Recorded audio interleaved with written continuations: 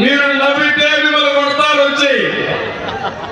మీ ఇంట్లో ఒక పెళ్లి జరిగితే మీరు ఆనందంగా ఉంటే పోలీసులు నాకు వాయిస్తారు ఏడ్చో. మీ తండ్రి తల్లో చనిపోయి మీరు బాధపడితే మళ్ళా వచ్చి కొడతారు.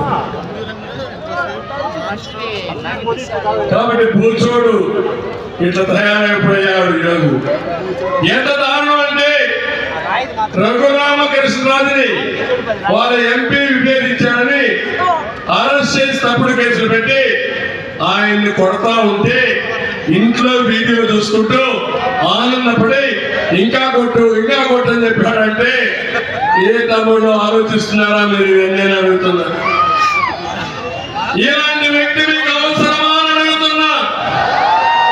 నేను 5 ఏళ్ల నుంచి పడుతున్నా.